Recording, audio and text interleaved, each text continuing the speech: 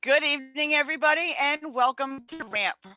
Real Access Motivates Progress live Wednesday night podcast. We are so excited to have you back here with us again this week. And we have a cool show for you tonight. We are talking diversity, equity, inclusion, and you can't talk diversity, equity, inclusion without talking about disability. So I have a fabulous guest with us tonight, and I can't wait to introduce him to you. We have Dr. Silas Pinto with us. Welcome, Silas. How are you? I'm doing well, thank you. And thank you for having me on the show. I'm really excited to have this conversation with you. Oh, I think this conversation is well overdue, and I am looking forward to it as well. So tell everybody a little bit of who you are and what you do. Well, everyone, I am a longtime resident of Providence, Rhode Island. I immigrated from the Cape Verdean Islands. My name is Sila Jotanel Rodrigues Pinto. I hail from Achada Santo Antonio, which is part of Cape Verde, right off the west coast of Africa, for folks who don't know. And I have been here since I was a teenager. I went through school here, Roger Williams, went to classical high, then ended up at the University of Rhode Island. I worked for the Met High School as a school psychologist, then eventually went to Brown University for the Center for Alcohol and Addiction Studies for a little while, and then landed at Tufts University in the Department of Education, where I worked for about 12 years. There, I was a full-time faculty in the department as a school psychologist. I was a director of the school psychology program, and still affiliated as a co-director of the Diversity, Equity, and Inclusion Leadership Program. And that's something that is really close to my heart. And last year, I heard about this positioning opening up right here at home, doing this very work. And I was telling Tina that it's always felt like that's what I was waiting for. People kept asking me, why in the world are you driving to Boston every day, 4 to 6 times a week, in that crazy traffic to go to work? And I said, because I haven't found a thing here at home just yet. And when this became available, and then went through the process and was invited by the mayor to join his team, working as director of diversity, equity, inclusion, and belonging, I just was beside myself. It feels like the right kind of conversation that we need to bring at this point in time in Rhode Island. And one of the things that I appreciated and why it's long overdue, Tina, is that people tend to think of diversity, equity, and inclusion as something about race and ethnicity and gender and sexuality. And then they leave a whole fleet of things outside of that conversation, disabilities being one of them. And as a school psychologist working with children who were physically disabled or children that had different learning disabilities, it's something that's very real, and our schools continue to improve, but really has a long way to go, learning how to meet the needs of folks at that intersection, and also folks who are coming in from different countries in particular, and with learning disabilities in particular, that just still get things quite confused between what's a disability and what's a learning disability and what's an actual learning process. And when it comes to the physical needs of our students, a lot of our schools continue to struggle with making buildings accessible. And so, part of this conversation today, I'm sure, is to tease some of those things apart and to let folks know that we have a department now that is embedded within city governance that is taxed with thinking about these kinds of issues and raising these kinds of questions and bringing it to the community for true partnership, because we can't have this just be inside out or top down. It really needs to be more of a web if we want to see any dents in these kinds of true access in Rhode Island. Absolutely. And I don't think that they could have picked a better person for the job, because I don't think there's anything in this department that you haven't tackled and you haven't done well or succeeded at. But you brought up a good point about the schools. And one of my big pet peeves about the schools is they make a wing or an aisle accessible for the few students that they may have in wheelchairs or physically challenged. The problem I have with that is my children were fine. I was the one in the wheelchair. So if the entire school is not accessible, you're not opening it up to the public or to the parents, grandparents, or the caretakers of these children. And what does everybody say? You're student is only as good as the parents or the support system they have. If the support system can't get in and participate, then how good is their support system at home? What are we doing with the schools to make the entire schools accessible for everybody? Well, when it comes to the physical space, I know we have a very robust team that has been thinking about issues of accessibility, physical access into the building. And of course, with new renovations, it's less of an issue, but we have this pretty massive problem, which is buildings that were built well before people were even thinking about people on wheelchairs. And this is one of the bigger issues that we need to tackle, build into our capital improvement plan, make sure that our director of public property and development and planning is centering these kinds of conversations. And our department is available to make sure that we're involved in the consultation and the thinking. And what I can say is that we have very thoughtful and very mindful directors and folks who are working in these projects to make sure that the layout is just not just a basic building, but it's about people. It's about interactions. It's about making sure that folks feel welcomed into different spaces. And you brought up, how can families and grandparents come into the building? Well, for the longest time, we hadn't even really thought of parents as a partner in education. So we didn't think about their kind of access in schools. And this is not it's not really tapping on the city at this particular juncture. We're actually thinking about these issues, but we have to understand that parents were really brought to the table as an education partner relatively recently in US history. 1997 is when we actually made it law that they can come and sit and be part of the students' lives and experiences. So we're sort of crawling with toddlers in a lot of this kind of work, and we're trying to really get to walking and running. And I'm excited to be part of a team that's really conscientious. When we have conversations about planning or talking about what does diversity mean, we're not leaving issues around physical accessibility out of the conversation. And that's really meaningful because we have students who are trying to educate who need access to these buildings.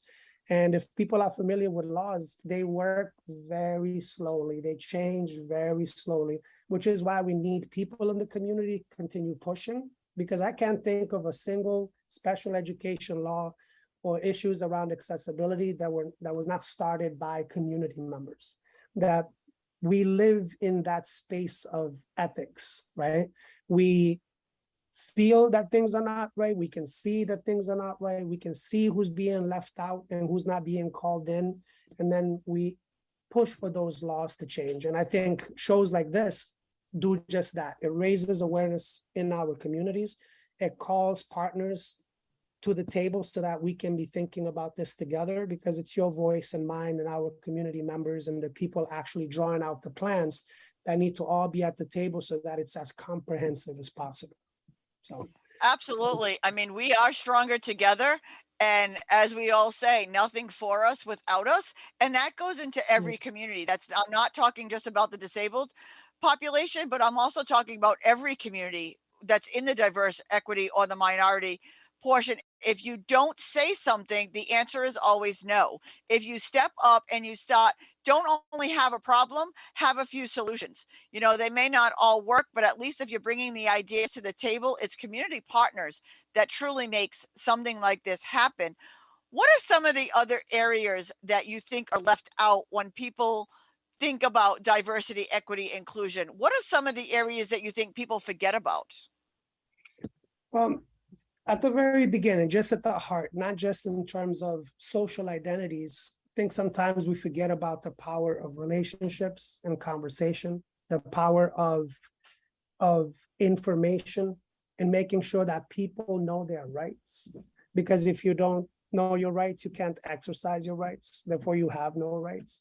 And for us, we're talking about diversity, equity, and inclusion. And the first part of the conversation is, well, what about the racial groups and the ethnic groups and the gender groups and sexuality groups and the access groups? And it's sort of the list of social identities come to play. And sometimes you need to zoom out just a bit and say, okay, let's talk about people for a moment.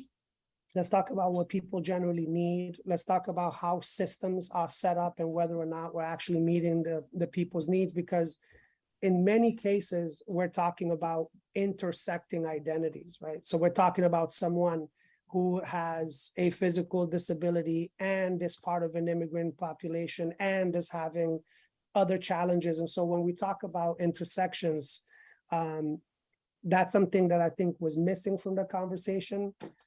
And it was lagging behind in that conversation about integration. So for me, I'm trying to see where the conversations have been. And as the city works towards a sort of bigger strategic plan for the city, we're targeting areas like education and communication, right? Because that's a huge piece, is making sure that people are informed. Because sometimes there are resources and programs available, but if you don't know about it, you can't utilize it. We're looking at practices, procedures, and policies. So the practices being the interpersonal, everyday interactions and playing out of that particular game that we do every day. We need to make sure that our procedures are not just embedded in, just the historical, what we've always done. That's just the way it's always been, because it was a lot of the things were built to the exclusion of people, right? And so we want to make sure that we're teasing apart all of those procedures and those routines that have become habits that are sometimes harmful. And we want to make sure that we're looking at policies in a very intentional way, because policies are usually a reflection of the laws, but they're also written by folks who are trying to keep some status quo or minimize some of the needs, or can we cut corners around this? And when we're talking about physical disabilities, you can't cut corners because that's also a safety issue. We're also looking at partnerships. That is at the very heart of diversity, equity, and inclusion work, right? So if we want to improve our workforce, if we want to make sure that there is representation at different levels, if we want to make sure that people are included both at their jobs and throughout the city, and that there's a sense of belonging and fairness, we need to work with our partners, because they have their ears and feet and hands and eyes on the ground. They're working with residents all the time. I've been a resident of Providence for 31 years, and I've only been working for the city for less than a year. And so there's the working with people in the city for the betterment of our residents, but I've been a resident a lot longer, and I still live in South Providence. So for me, when I'm walking through the streets, I'll give you a perfect example. The other day, I was walking around the corner from my house, and I'm watching all of these trees and bushes that were cut and just laid on the sidewalk. And a person who was on a wheelchair had to go into the street to go around that. And sometimes it's not because people are doing that on purpose. It was they're cutting the trees down, but they're like, I can finish it tomorrow. And it's like, no, you can't. This needs to be with the people around you in mind. We were able to address it almost immediately, but that's the kind of example. We need people to go through their day caring about how other people go through their day. And so for us, that's one of the things that we're trying to center. Some of that work is being done. We're trying to coordinate to make sure that as many people are at the table as possible and bring in their ideas, because that's the value of diversity, is making sure that more voices are attacking a particular issue. I shouldn't say attack. More voices are talking through a particular challenge.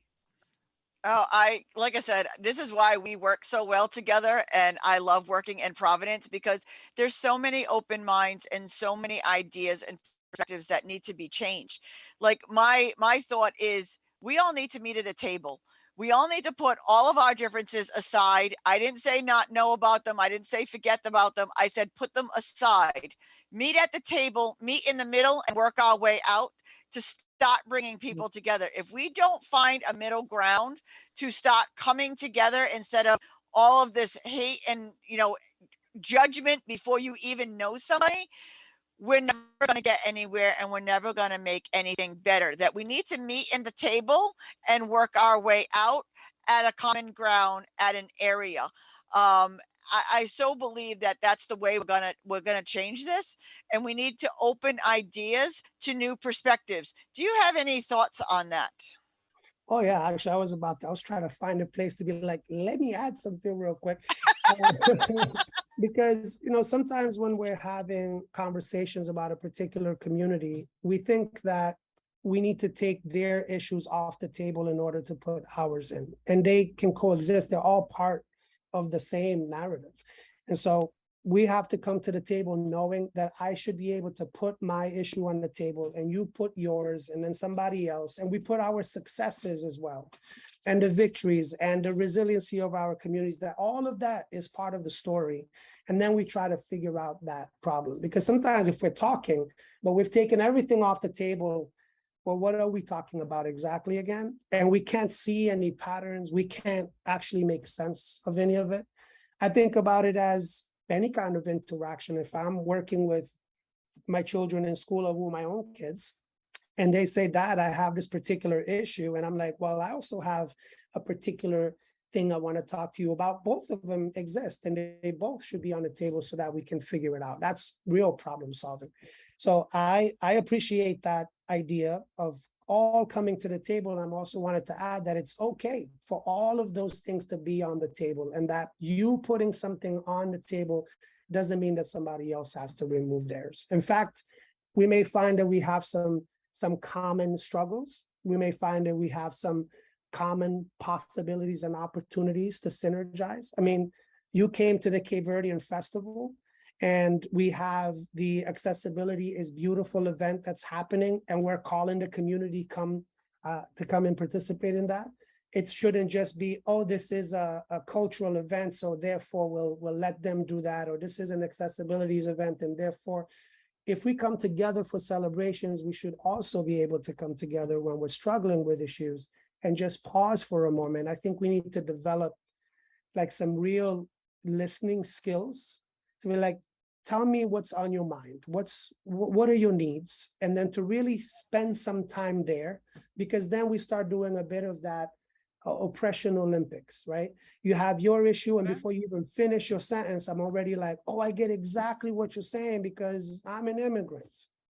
Right. Or I totally understand you because I identify as a different gender, or whatever it is. We're immediately trying to connect with each other because we understand pain. But I think it undermines some of the work that we need to do. Sometimes we just need to sit with a person's story at that moment, take all of that information. Sometimes it may be overwhelming, but if we're there together, we can sort of help each other navigate that space.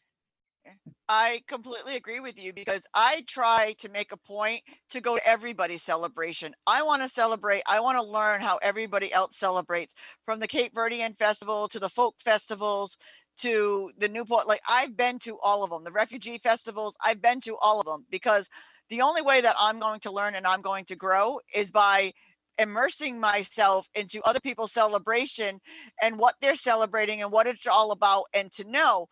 But in the other way, disability is the largest minority in this country, and it's the only minority that doesn't discriminate across the board. It's also the only minority that anybody can join at any time. I ended up in the disability community in a 5-minute procedure completely out of the blue. So if we're making everything diverse and accessible, and we all support one another, no matter who in your community ends up in this wonderful community, we are there to support you. We are already have the path and the plan and ready to make things accessible, to help you and to lift you up. So everybody needs to be working together. And I welcome all the communities to come to Accessibility is Beautiful and celebrate with us, so you can learn more about us and find out how much we have in common with each other, because you will be shocked of how much we truly have in common with everybody. And I have vendors from every celebration that I went to throughout the state all summer long. So you might find somebody from your community who's a vendor at our community because they got it. And it's so that important. That's why I love Providence, because Providence is so diverse. So what are some of your plans to get people involved? One of the first things that we did when we first started, I mean, within the first couple of weeks, we were already planning some opportunities for roundtables and what we call listening sessions. And I think sometimes people hear listening session, and so they're expecting to come and listen to us. And we're like, no, no, no, no. We're actually here to listen to you. And those were really fantastic. We held some roundtables, listening sessions for folks who are already working in Providence, so we can get a sense of what's important to them and ways that we can enhance that sense of belonging, right? And the way that we do that, because for us, belonging is at that intersection of diversity, equity, and inclusion, right? So if you are making sure that people feel seen and heard and represented, if you are making sure that their voices are included in the process, if you're making sure that processes are fair and just, that somewhere, once you can do these things that are relatively tangible, right? You can see whether or not there's an increase in diversity. You can see whether or not people are addressing particular needs. We can comb through policies and make sure that people are being called to that situation. And then they get to tell us whether or not they feel that kind of belonging that we're aiming for. So we did that at the very beginning. We had partners come from lots of different corners of Providence, and that was our hope, because we have 15 wards, and we want to make sure that representatives from the different regions were being heard and they were at the table. And we had organizations ranging from the Nonviolence Institute to the Southside Cultural Center, to folks from the Center for Southeast Asians, or Oasis International, and the Jewish Community Center, and many more, to just basically have that initial conversation about, hey, this department is here, and I don't work for myself. I'm actually here working for you. I remembered looking for this opportunity to give back to my community, and sometimes in these days it sounds almost cliche-ish, right? And it is true, because I came here and it took a lot of people caring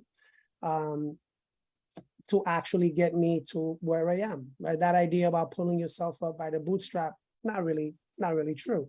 I probably made it to where I am because of all of these social identities that I carry, right? We know that the research says if you're able-bodied, people gravitate towards you. If you're a man or boy, present as such, people will gravitate towards you. If you come across as relatively open and extroverted and friendly, people will gravitate towards you. And all of these things were privileges that I carried. And the fact that I speak English, for example, that's another thing. And on the other side, all of those other things have also been shown to not have people show up to really give you that kind of support. And so we need to dispel those kind of myths that people just happen to make it on their own. And of course, we love exceptions to rules, right? But the rule is that when people come here and they're alone, and they have a disability of some kind, whether it's visible or invisible, and they come from different religions and they speak a different language, and they are gendered female, woman or girl, that those are the kinds of folks that don't get as much support. So we need to make sure that that kind of truth is also being spread, and it should be spread by folks who are part of some of these more advantaged groups, right? So I am not physically disabled, which I think can make me a great accomplice in this kind of work, but I'm not here to speak for people who are physically disabled, just as I wouldn't want people to speak about my immigrant population and my experience who are not part of that particular community. But we need to be able to kind of just demystify some of these issues. There's another myth out there now. People might disagree with me. We use the word empowerment a lot in diversity, equity, and inclusion. And I remember a speaker that had come to Tufts to speak to our students. Her name is Grace Marino, and she works for the LGBT Chamber of Commerce in Boston. And she had talked about empowerment with us. And she's like, the way we define empowerment, if we're talking about this idea of reaching out because I have more power, taking your power, showing it to you and handing it back to you, that's not really empowerment, right? That's just me using my power and authority to exercise even more power and authority. But if we are here to help eliminate or break down some of those barriers that have been put up over years, whether they're through laws or whether they're through like physical spaces that are inaccessible for certain people, as you don't belong here. If we can break down those barriers, then people get to exercise the power they already have. And I really subscribe to that idea. And I think that that's something that we want to make sure that Providence is thinking more and more about, is how to go back to through all of these different ways that we've come to be, through practices, procedures, and policies, and make sure that we are making it as open as possible for people to come out and exercise the power that we know they have. So I hope that kind of answers part of the question you were asking. That absolutely answered that, and it just reaffirms the fact that they have the right person for the job over there. I couldn't be more proud to have you leading us. You know, the other thing, I love what you said about the empowerment, because there is also the exception to the rule, and I believe I'm one of those exceptions to the rule, because I am a white disabled person.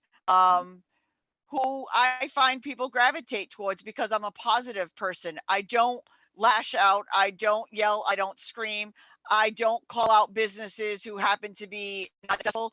I help. I give ideas, I give solutions, I walk people through it, as I call it, accessibility for dummies, because you don't know what you don't know until you don't know it. I didn't know it until I happened to utilize a wheelchair and saw it for myself. So I don't want to get on anybody else's case for me not knowing it, because they don't live what I know. Like you said, you don't want anybody talking about your immigrant status.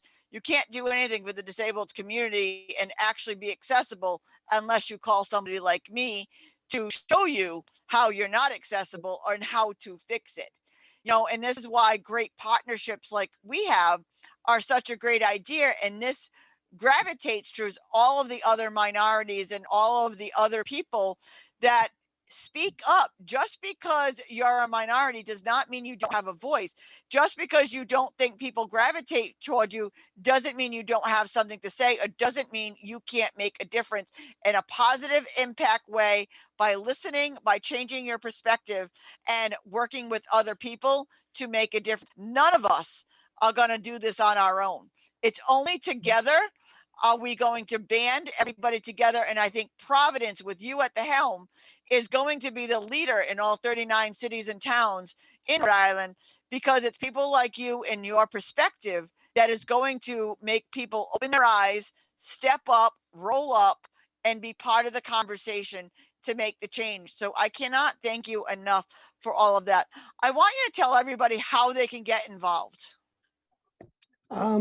So one of the things that we're going to be doing over the next couple of months or so is starting to roll out our strategic planning for the city, and we're doing it in different parts. So this is a bit of a preview for folks that we've done a lot of roundtables and listening sessions with community members. We've had one-on-one with folks, we've had small group conversations, and we want folks to know that we've been taking all of that information, and we're going to be generating a report that basically outlines the diversity, equity, and inclusion engagement that we've done so far, so that our community can say, yes, this is what we've been saying. This is where the priorities need to be.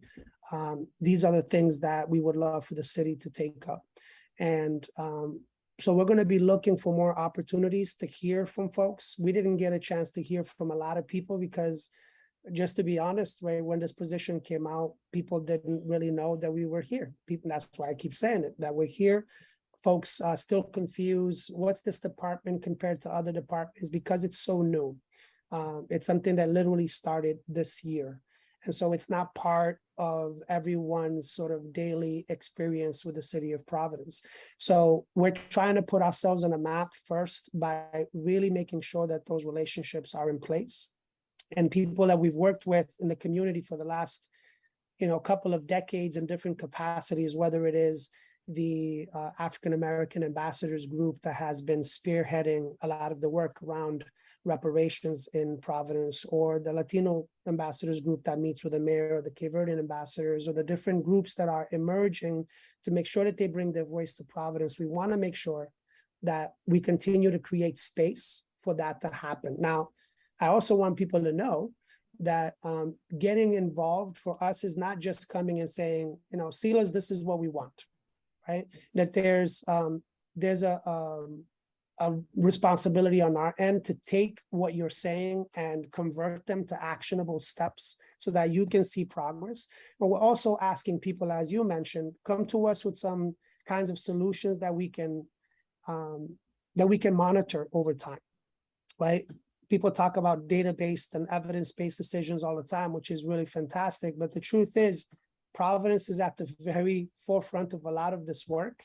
And so a lot of this is going to be new.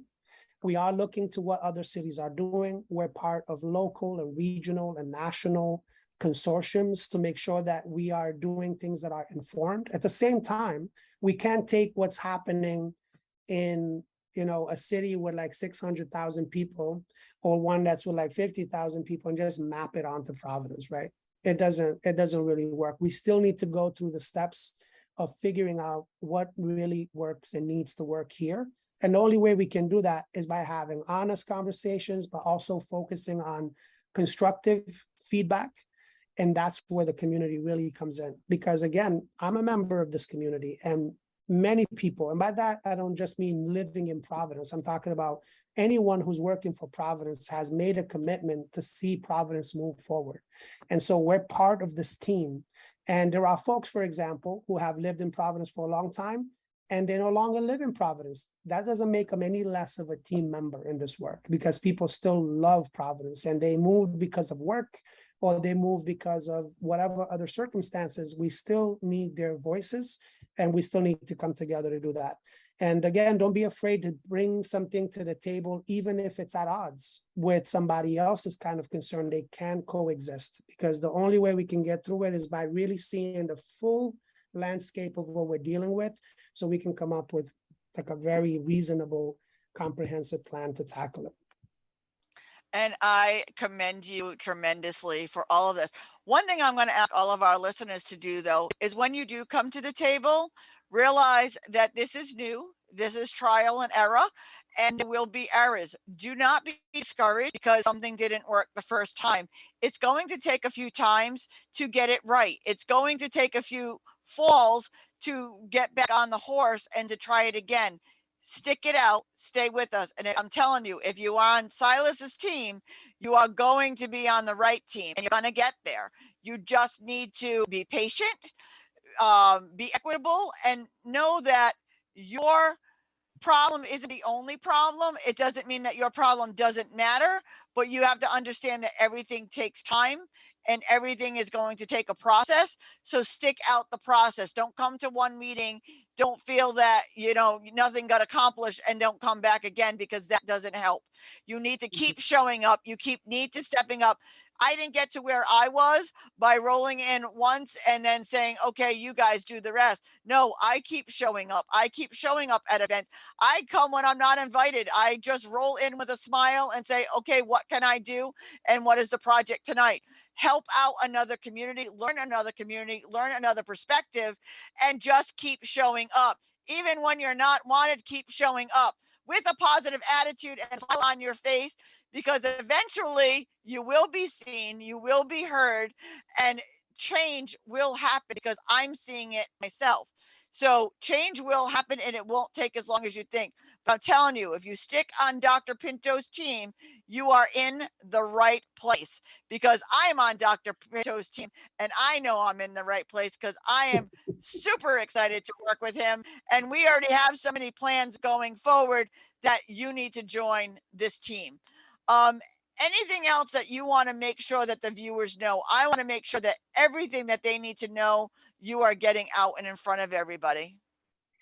The one thing that I really want people to know is that, our Providence municipal team, from the mayor to all of the workers, that we're really a team doing this work.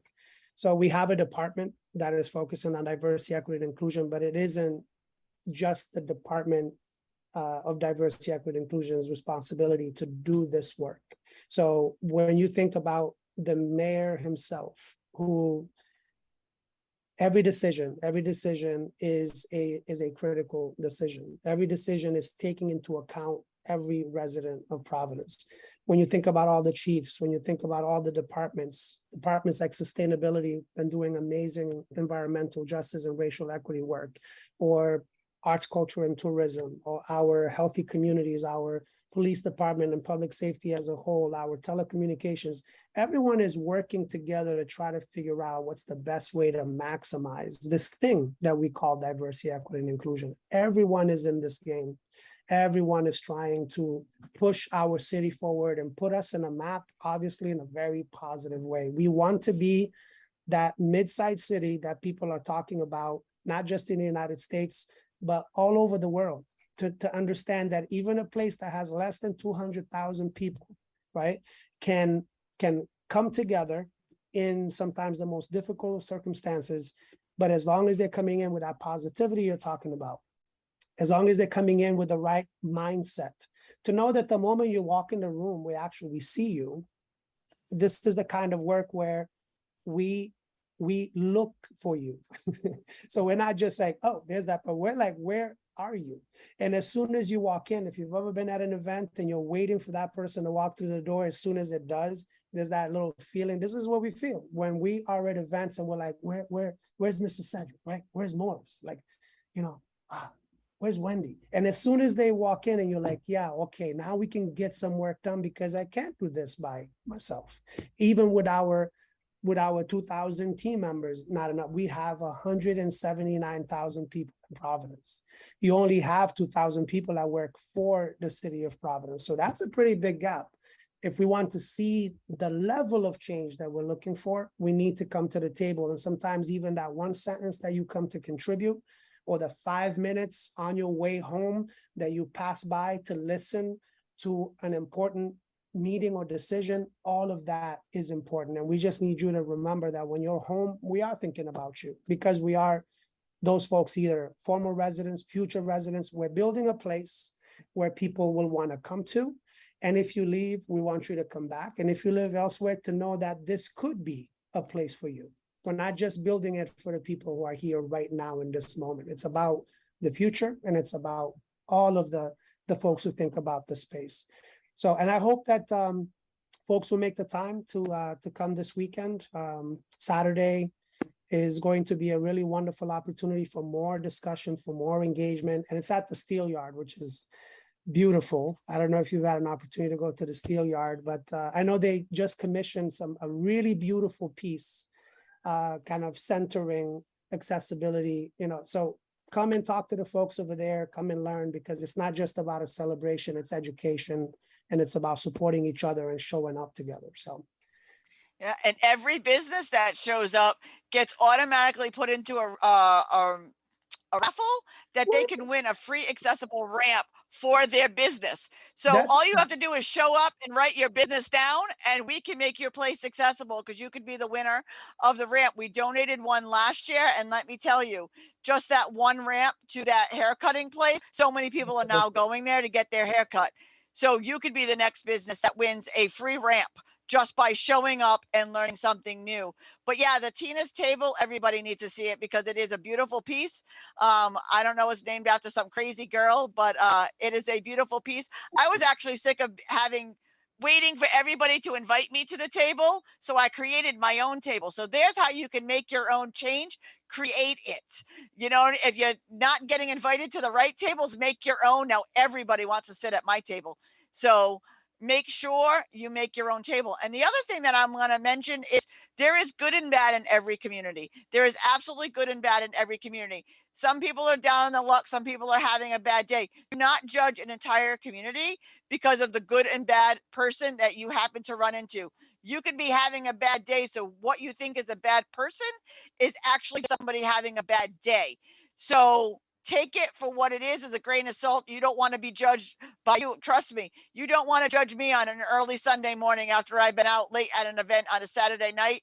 You don't want to judge me, because I am not the person. Trust me. So if you don't want to be judged, do not judge anybody else. And like I said, positivity goes a long way, and we can change the world. Yeah. Positivity is contagious. It will go everywhere. If you keep coming back, you keep pushing forward, you keep having your voice heard, We see you, we hear you, we need you. We can't do this without you. Thank you so much, Dr. Pinto, for everything that you do. Like I cannot say it enough. They have definitely picked the right person for this position because I can Definitely. work with you, and I just so and body love working with you. So I can't tell you what this means to my community. And if my community is empowered, everybody else's community can feel the same way by stepping up and being part of your team. How can people get in touch with you? We have a very straightforward email. So it's DEIB, which is diversity, equity, inclusion, and belonging, at providenceri.gov. So deeb@providenceri.gov. Those emails come straight to our department, straight to us. And again, if you have recommendations for the kinds of work that you'd like to see happen, we have lots of initiatives, perhaps for a different day where we can sort of describe the kinds of programming we're going to have available through the department for both our city workers as well as our community members. So that would be the best way to reach out to us. And probably in the next month or so, you're going to see our first newsletter. In a newsletter, there'll be more call outs asking you for recommendations for podcasts and books and things like that. I heard about a show called Ramp. You might want to recommend something like that. And then we take your recommendations and we put it back into the community because we don't bring all of the work and knowledge, right? Our goal is to put things into action because you can start with empathy, right? Stepping into other people's shoes. But I think in our work, we need to go one step forward and think about like empathy in action, compassion, actually doing something, right? So someone can trip and fall on their face and you go, ooh, if that were me, that would be horrible. But if you're just standing here, that doesn't help. It doesn't help the person. We need to see that, empathize, walk over. What can I do? Help you up. And that's the next step of this work. Yeah, and put your damn phone down and stop videotaping and go help somebody up. Honest to God, that would go a long way. If you put the phone away and actually go lend a hand, that would help a long way up. Because I'll tell you, I fall out of my chair at least once a week, and I don't want to be videotaped. I want to be helped up. You know what I Right. mean? So go empower somebody. I hate using the word inspirational because all disabled people are not inspirational. We are not here to inspire you. We are here to prove to you that we are like everybody else. Trust me, my legs don't work. My mouth sure does. So what I can't use with my legs, I definitely use and overcompensate with my big mouth. So in a positive way, with a smile every time, make a difference. Every one of you can do it. Give us that website one more time. The email is DEIB at providenceri.gov. And give us your closing words of why people should be inspired to work with you.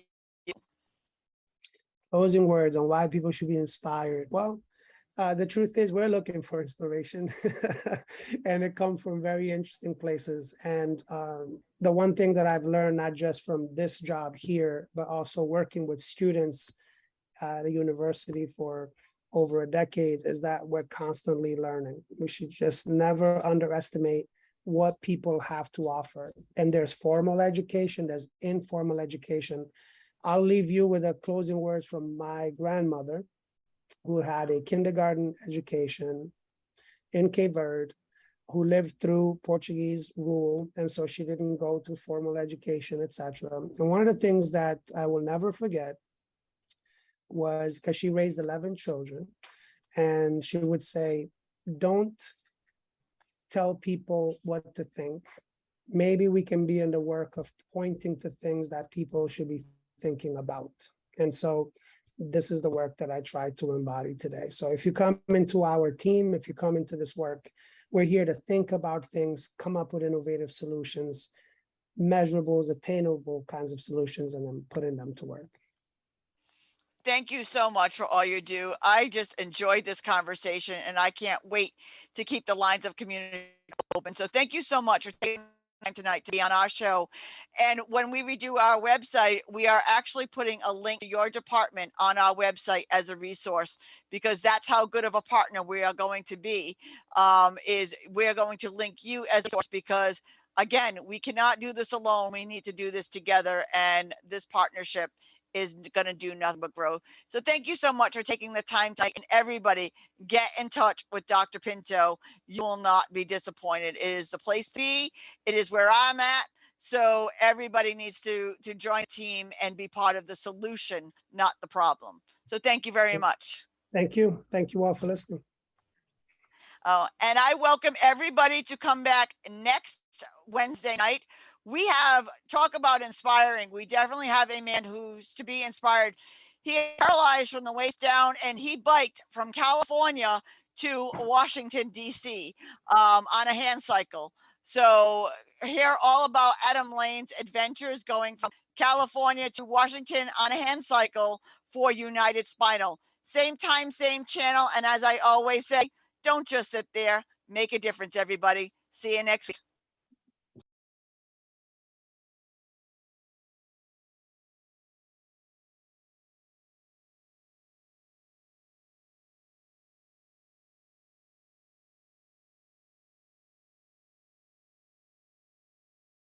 I'm Chaz Kalenda, and I'm running to be the next Rhode Island Attorney General.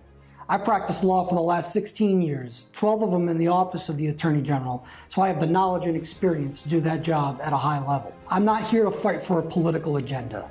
I'm not here to fight for a special interest. I'm here to fight for the rights of every Rhode Islander, no matter where you come from or no matter what your background is.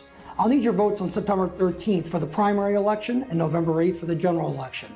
If you have any questions about where to vote or how to vote, please contact your local Board of Canvassers or the Secretary of State's office or website. I'm not running to be just another politician. I'm running to be a public servant who can serve as a much-needed check and balance on the state of Rhode Island to root out the corruption both inside and outside of our system. We need your support. You can visit my website at chas4ag.com to learn more about me, donate, or volunteer your time. I'm Chaz Kalenda, and I approve this message. To take home the Golden Gloves, you've got to put in the work, and you've got to be tough as nails. Ashley Kalis was driven to achieve. Today, Kalis is still fueled by that same hope, grit, and determination. A mother of 3 school-aged boys and successful business owner who ran testing and vaccination sites across the state. Kalis is the fighter Rhode Island needs right now because it's time for a change. Ashley Kalis for governor.